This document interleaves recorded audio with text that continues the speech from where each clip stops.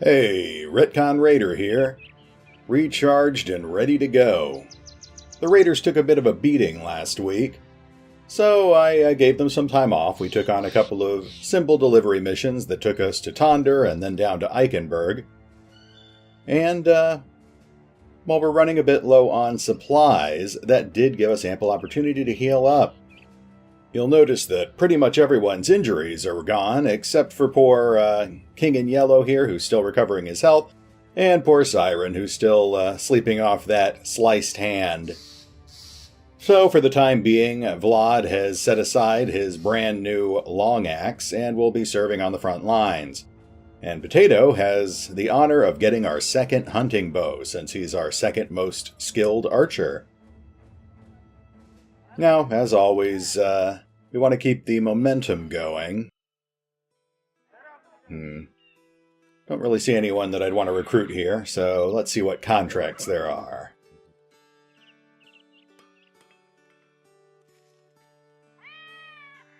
Okay, this looks like a thief mission.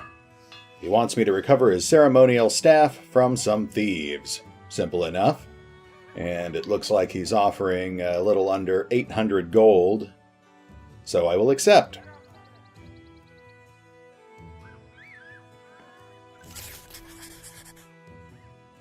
Honestly, after those vicious battles last week, I look forward to a nice simple bandit hunt. What's going on here? Oh, I see. This is one of the slightly less interesting events that can trigger while you're traveling. This monk is transporting booze. Yep, there's the offer. It basically gives you a chance to raise the morale of your men while you're traveling on the road instead of having to get to a town with a tavern. But at 10 crowns a head, he's charging almost double what it would cost if I just went to a tavern.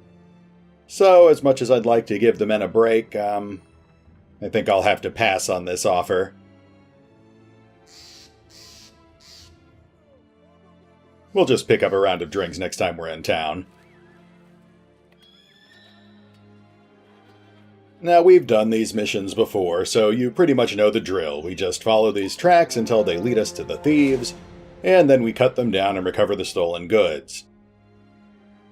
15 brigands, but it looks like it's mostly thugs and poachers. A couple of marksmen. At this point, the raiders are far enough along that brigand poachers and thugs aren't really going to pose much of a threat.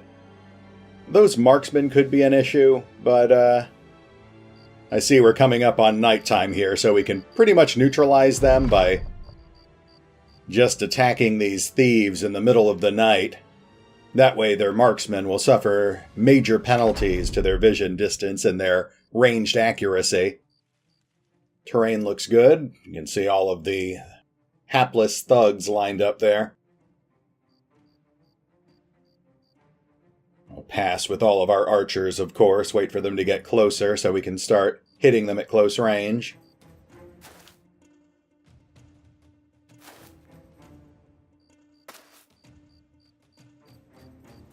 Not seeing any of the marksmen or poachers yet, but they're obviously still hiding out in the darkness somewhere. Of the thugs that we do see, I think the only one here that warrants any special attention at all is that guy there with the wood axe. Two-handed weapons are always somewhat dangerous, but in this case he's almost completely unarmored, so I can't see him lasting very long once I start moving the troops in.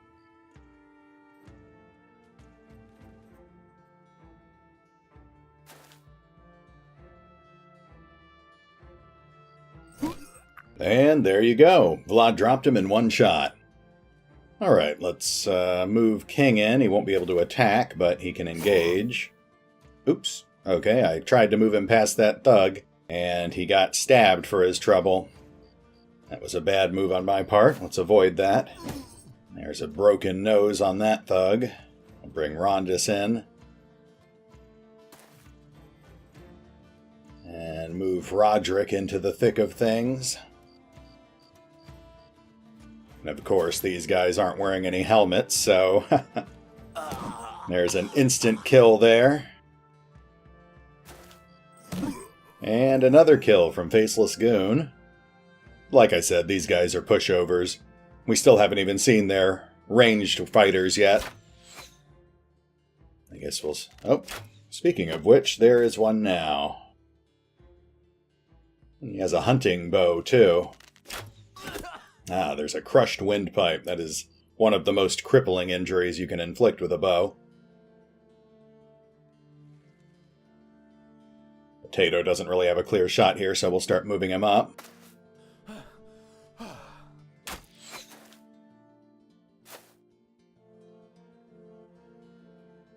And we'll keep bringing the archers up to fire through our ranks.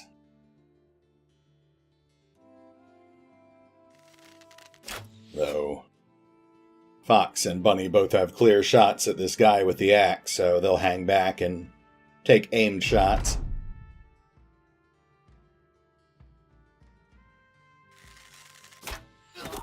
Very nicely done, Alessandro. Crippled and broke the morale on that brigand thug.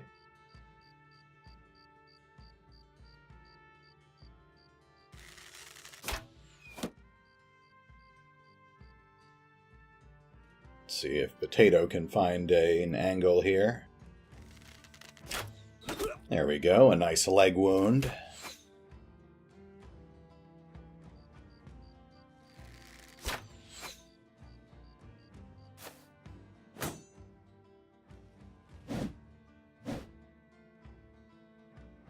Fox, alright, well you're our most accurate shooter, so who should you prioritize?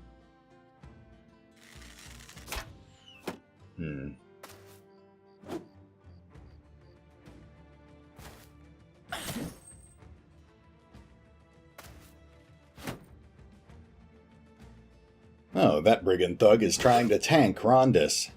That's cute.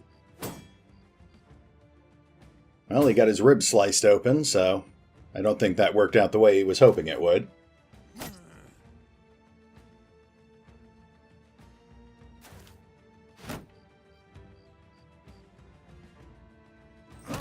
There's a broken nose, and finish off that guy. There we go. And now I got this. Another broken nose. And Roderick. One down. And two down. 2 in 1 round. Very nice, Roderick. And this guy's already running, but you know how I feel about that. Oh, hey, he actually got away.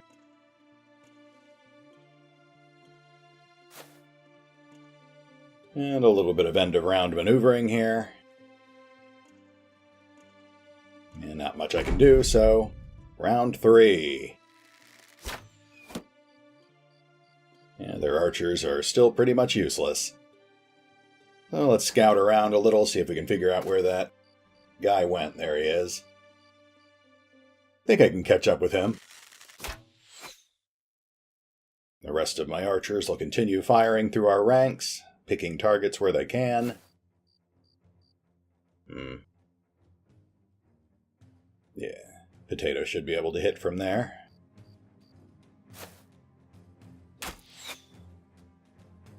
The darkness is messing up our own archers something fierce, but honestly, that's just the price we pay for wanting to cripple their marksmen as well. In fact, I need to take down... There we go. Wow, wait a minute. Did his arrow hit so fiercely it crushed that brigand's head? I don't think I've ever seen that before. I think Mark literally just blew that brigand's head off with an arrow.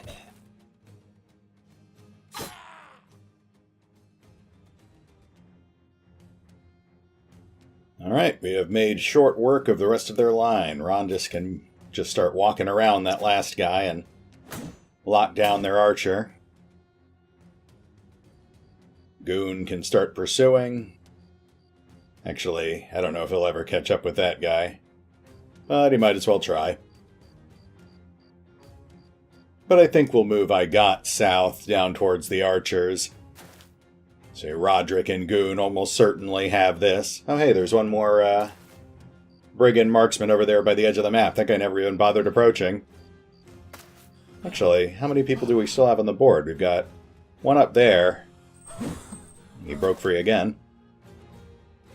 Yeah, we've got the one guy up there who's running, and we've got these 3 guys down here and the crossbowman who ran, so that means there's at least 2 marksmen who never even bothered showing up to the battle. They just watched from a distance and are now running away.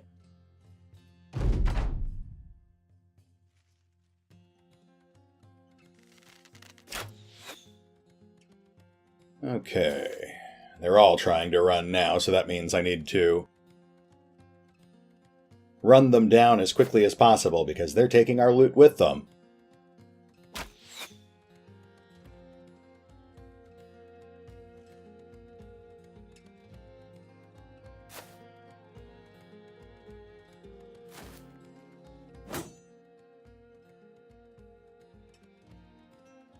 Alright, Mark, you've got an open shot. Low chance to hit, but you might as well take it. There we go. Sergeant Baggins finishes off the last of their engaged frontliners. Now we can just focus on taking down the runners.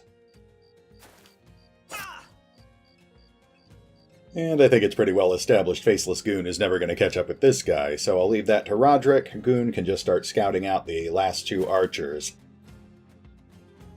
Vlad. Ooh, nice. He managed to pin down both archers in one move. We'll bring I God in there as well. And Roderick can catch up with this guy again. Can't actually attack him, but at least he'll get another free attack once this guy runs. Ooh, there we go. Roderick missed him the first 2 times, but I guess 3rd time's the charm. But I guess that doesn't really leave Alessandro much to do. He'll just start heading south, I guess, rejoin the others. Actually, I might as well just start skipping the archers' turns now. They're not going to be able to contribute to the rest of this fight.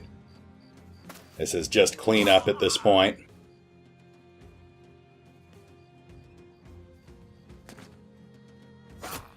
I see from the foe counter, one of the archers that we never even got to see has already left the map. The other guy is almost certainly right on the edge of the map at this point. So we'll just finish this guy off and call it a battle.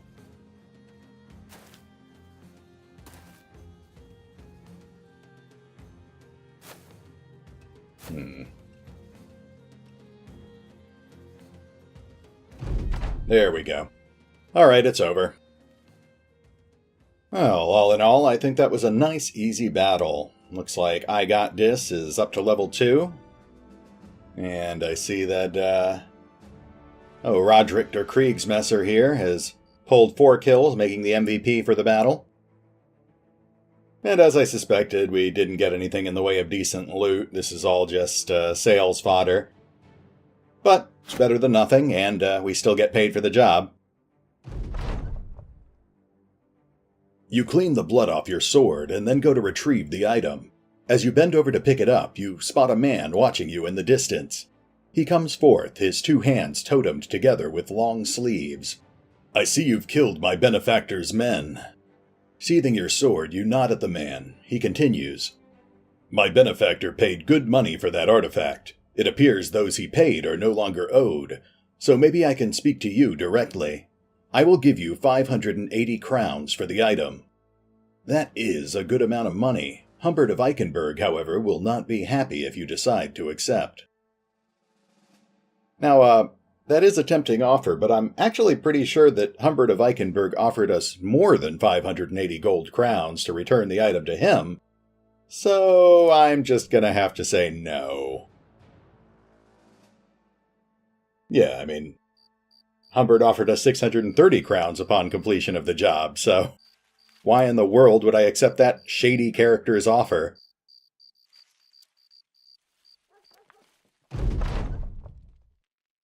Alright, a job well done. I've returned his doodad, whatever it was, his ceremonial staff, and I've collected my gold. I'm going to go ahead and take care of the bookkeeping off screen, and we will be right back. And welcome back.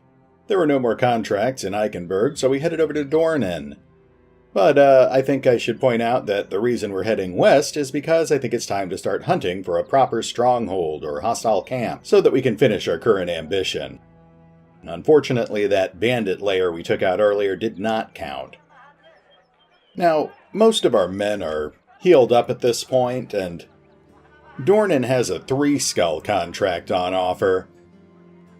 I'm a bit hesitant to take it. I'm not sure we're ready to take on that sort of challenge just yet. Especially with Siren. Oh, speaking of which, Siren wanted the nickname the Spartan, so there you go. Especially with Siren still sitting on the bench. But I figure the worst thing that can happen is we'll take the contract, we'll get in over our heads, and then we can just flee and abandon it if necessary. So, let's... Okay. I see it is, once again, a thief mission. For a hefty 1,080 crowns. Alright, we'll take it on, we'll go take a peek at the group of thieves, and if it looks overwhelming, we'll just head back to town and tell them that we have to give up the contract.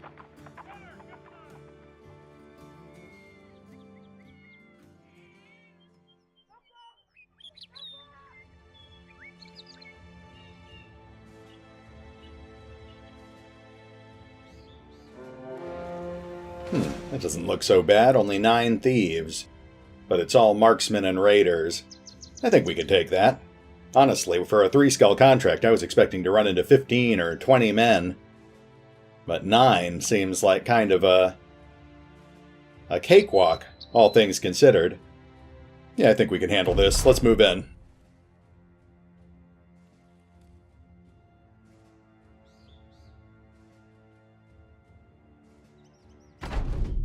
Okay, what are we dealing with? There's their marksman. Looks like only one of them spawned with a hunting bow, so he's our biggest priority target. And that guy's got a 2-handed sword. The rest of this gear's not that great, but I wouldn't mind getting my hands on that war brand, I think that is. As well as that hunting bow. I guess the pike could be useful too. Otherwise, these guys are mostly carrying garbage. Alright, most of my archers have bullseye at this point, so... Oof. Minor wound to Bunny there. So we're going to be focusing on this guy. He's our biggest threat at the moment. Especially now that he's on elevated terrain. Actually, scratch that. The guy with the pike might be a problem now that he's moved up within stabbing range.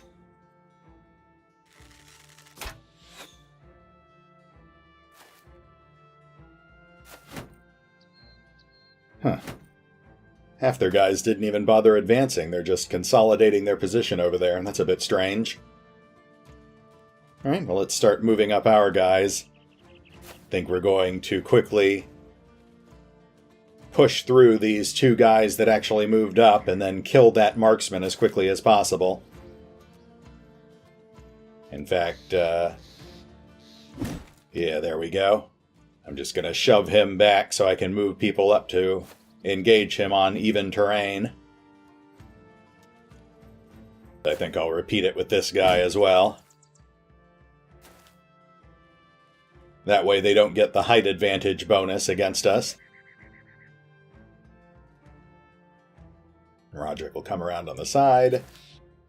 And I guess Goon doesn't really have anywhere to stand, so he's just going to have to stand down here.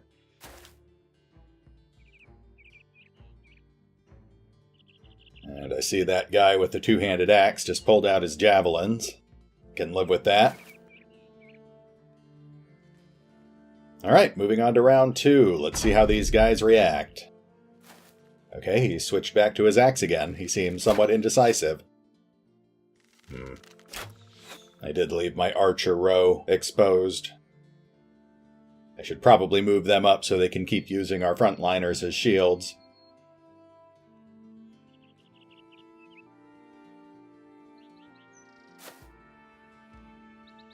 Oh wait, I moved Alessandro into pike range. I'd better keep moving him then.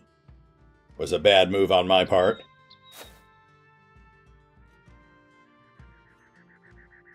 And that guy with the 2-handed sword can't attack through rank, so it should be safe to move our archers up here.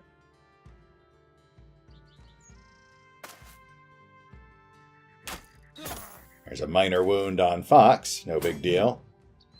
At least that marksman hopped down off elevated terrain.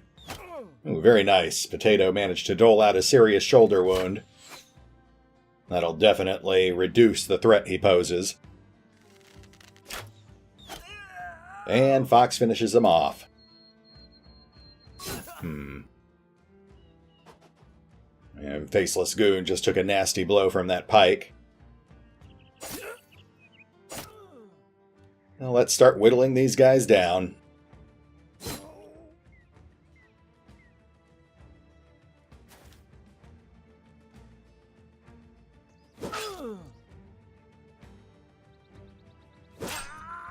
And there he goes. Alright, that takes care of their two-handed swordsman. Now let's start wailing on their pikemen.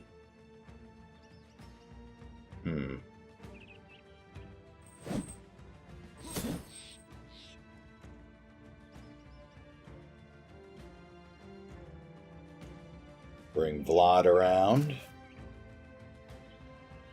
I should have done this with Faceless, but let's have knock this guy off elevated terrain entirely. That'll make him a lot less dangerous and a lot easier to kill.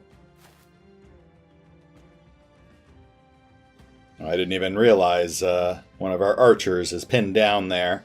I think that's Bunny.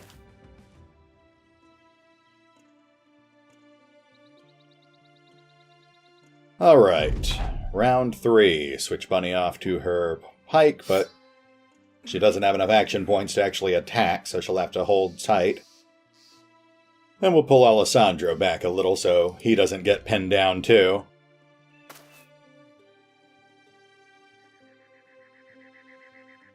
Start focusing on...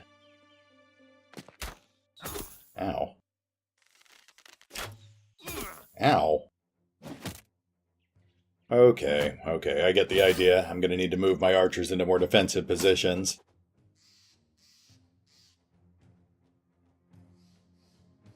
Let's bring Potato up here onto this elevated spot.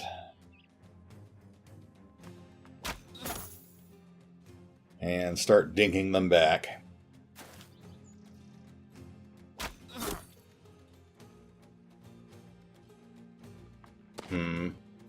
I'd like to take a shot with Mark too, but I should probably just use his turn to get him into a defensive position.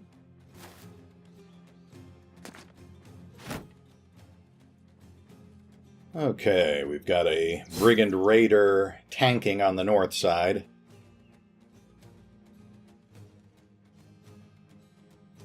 Let's see, 2 and 3 chance to hit is pretty good, but I bet he'd be easier to hit if we just knocked him off this ledge entirely. Rondus will hop over Igot and start stabbing that guy.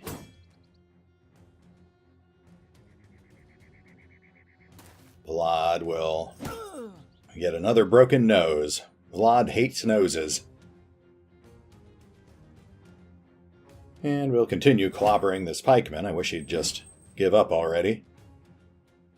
Faceless Goon will... Well, I cleared that elevated terrain, but Faceless Goon didn't have enough action points left to take his place.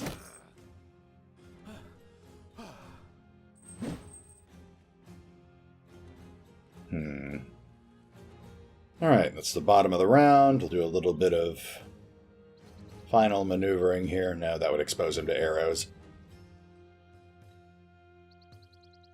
Okay. Their short bow-wielding marksmen are popping off a couple more shots at us. No big deal. We'll have Bunny hop back here and... Hey, look at that. I think that might be the first time one of our archers killed someone with a polearm.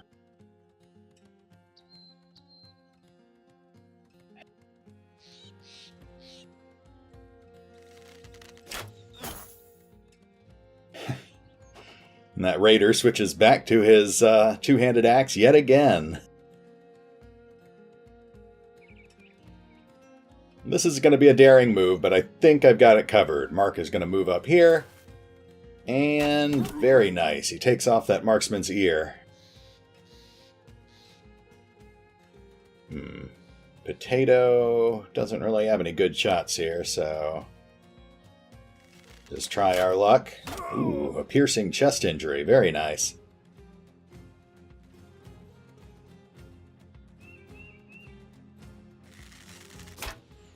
Ah, and it looks like Fox steals the kill. Rondis has 2 targets to choose from. Guess I'll continue focusing on the pikeman. That guy moves back up and continues to tank. There we go. Alright, with the pikeman out of the way, I can start focusing on this guy instead. And Vlad, of course, will continue wailing on this guy. And we'll bring King up as well to support. Ooh. Okay. That broke the Axeman's morale. Unfortunately, King's fatigue is too high for him to attack the other guy. And will boldly rush up and pin down their last marksman. But he whiffs the hit. And Faceless Goon, let's, nope. Well, unfortunately, I wasn't able to knock him off his perch that time. Bring Baggins up. He can't attack this round, but at least he's set up for next round. Speaking of which, let's mop these guys up. I guess we'll have Alessandro fire into that cluster over there. No luck, but it was worth a shot. I don't think we really have any clear shots for Bunny, so we'll leave her on the polearm and just move her back up. She can attack through the ranks next turn.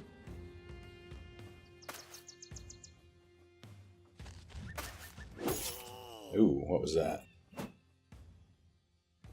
Oh, he tried to decapitate, I think. Well, we can't have that.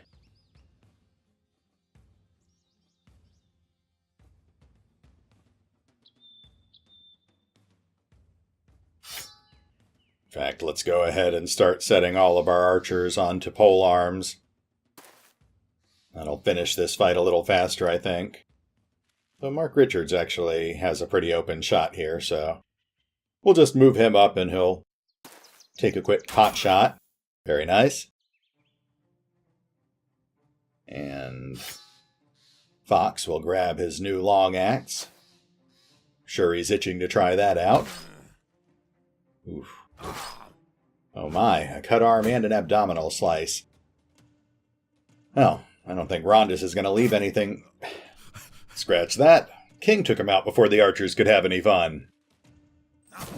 And it looks like Roderick's starting to run into fatigue issues. I really need to give him the recovery perk. There are just so many good perks to give your mercenaries. So few slots to work with.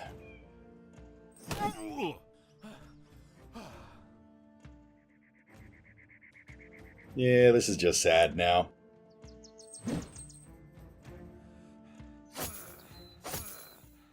There we go. Alright, just 2 left.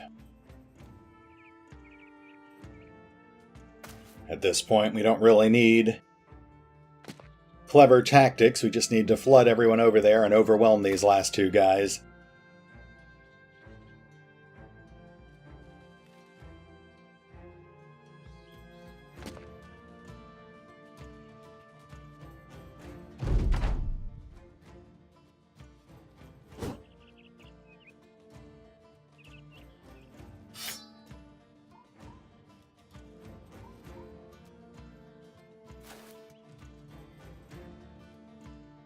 We'll just surround this guy 2 rows deep. Melee fighters in front, pole armors behind them.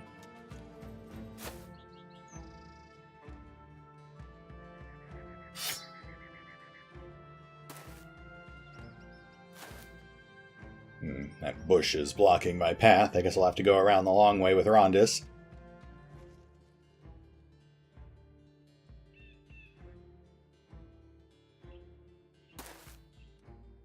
Oh, he didn't tank this round. He actually tried to fight.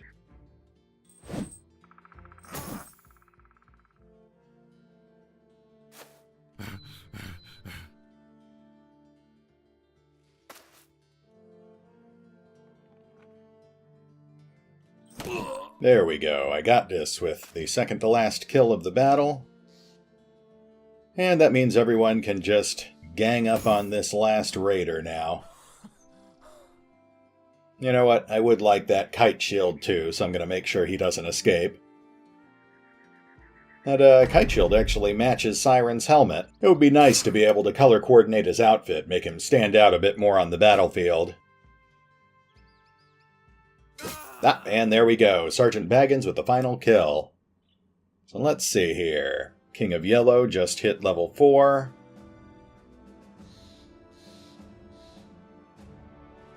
Looks like Fox just barely pulls MVP. We got another hunting bow. Pulled a nasal helm with rusty mail, a kite shield. Not bad, not great. We definitely got better hulls last session, but we had to fight a lot harder for those. Though we are still getting 1,000 crowns for this, so guess I shouldn't complain. We'll head on back to Dornan and sell off this excess loot and redistribute our equipment a bit.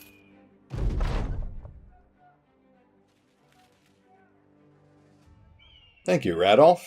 It was a pleasure doing business with you. Oh, and you know what I'm going to do? I've got almost 5,000 gold now, so I think we can afford to splurge a little. I spotted this hunting bow in the market when I was passing through here earlier. So I think I'll just go ahead and grab that. That means that all of our active archers will be able to use hunting bows now instead of short bows. I also need to stock up on supplies. But they're pretty pricey in this town, so I'm going to go ahead and take care of the loot and the level ups off screen, and when we get back next time, we'll be freshly re-equipped and ready to go. Hey, RetconRaider here. Not a lot to say this time. After the hellish battles we went through last episode, this play session felt like child's play in comparison. No casualties, no serious wounds, just a lot of dead brigands and some big stacks of gold. In fact, I'm feeling so encouraged, I think I'm going to keep playing for a while longer. Don't worry, I'll be sure to record any notable footage, and maybe I'll toss together a bonus episode for Wednesday, so we can start moving things along a little faster. Now that we've started building up a decent nest egg, I think our priorities in the next episode are going to be recruiting a few more backup mercenaries, and then heading further west to scout out a good stronghold to raid.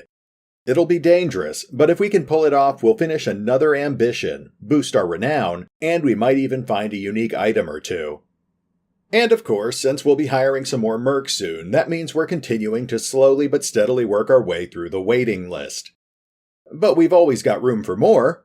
Or, at least, we will once we start hitting some of the harder battles. So, as always, if you're looking for a spot on the Retcon Raiders, just let me know in the comments below, and I'll see about adding a name of your choice to the list. Now, if you'll excuse me, I've got some mercenaries to recruit and more brigands to slaughter. So for now, this is RetconRaider, signing off. Thanks for watching. Oh, and remember, although I do love playing Battle Brothers, you can find out more about the game by visiting the official website, or the FanRun Wiki. Links are in the description.